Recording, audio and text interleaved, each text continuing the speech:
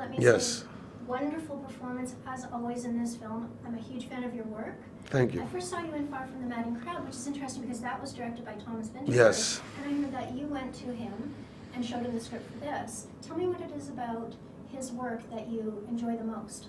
Well, I think he every movie he makes, it's something different in terms of genre, in terms of setting, in terms of style, tone, but they always have something in common. It's always he's always after the humanity or the human component in the story and the human interaction, the human emotion. And here we have this huge dramatic survival thriller based on true events. But within those, within the enormity of the events, there's the people that have to go through it. And I thought he was the perfect director to balance these elements, to bring them into balance, and to really get close to the characters, and at the same time, really establish the enormity of what was going on a world level. Now, tell me about the character that you play. Yeah. What was it that attracted you to this role and his situation? Well, I think he represents, because we were never able, of course, obviously, to know what they really went through, what the crew members really went through. So I think he represents, he symbolizes all the crew members somehow. And it shows the strength of human spirit,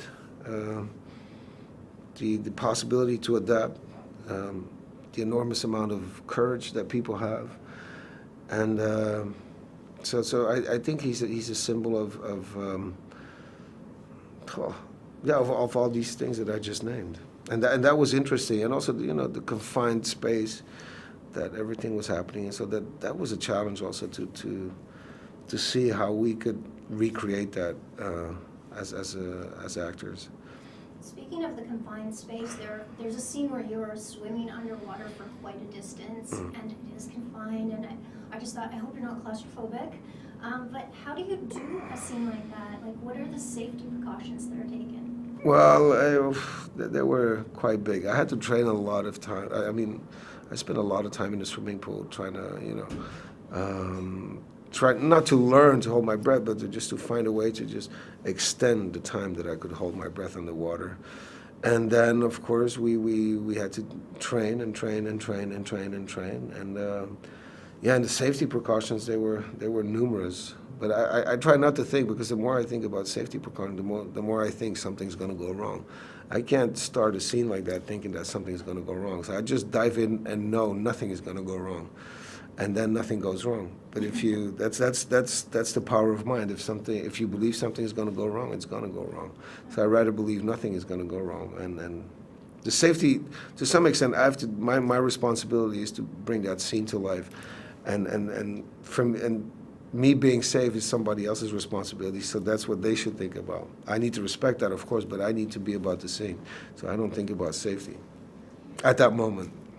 While I was watching this, I actually felt cold because you guys, I could see the steam coming from your mouths, and you're in this cold water. How did they recreate that on the set? Like, were there air conditioners? Because it's an indoor set. Yes, absolutely. But how did they make it so cold? Or is that like CGI, the steam? Well, I think that it's a combination of both. Okay. Because we also had a heat wave back then in Belgium. So sometimes it was extremely warm, but then it would chill down again, and then the water would get cold. So we had a crazy mix of and a very awkward roller coaster in terms of temperature and whatnot. And so that was messing with our body. So it was some of it was real, and some of it was recreated afterwards. I just heard that you're going to be doing a movie with Margot Robbie. Can you tell me anything about that?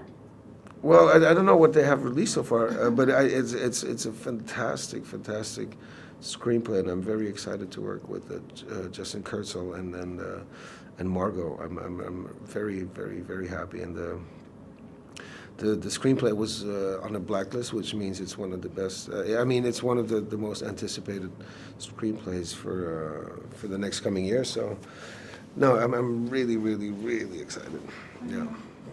And finally, tell me, what do you think is the message that people should take away from this film?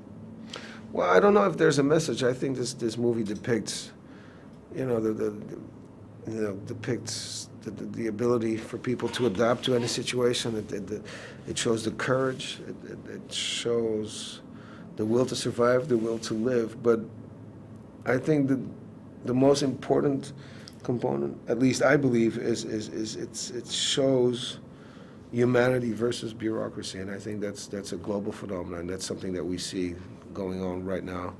And in the movie, it's related to a very specific era and a very specific situation in a very specific country.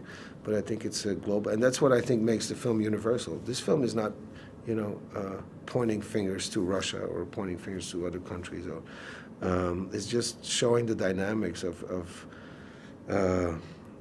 governmental indifference and hypocrisy and the friction between, you know, humans and bureaucracy, basically. And that's an important story to tell people. I definitely think so, yeah. Thank you Especially so much for today. talking. Oh, sorry. Thank you so much for talking to me. My pleasure.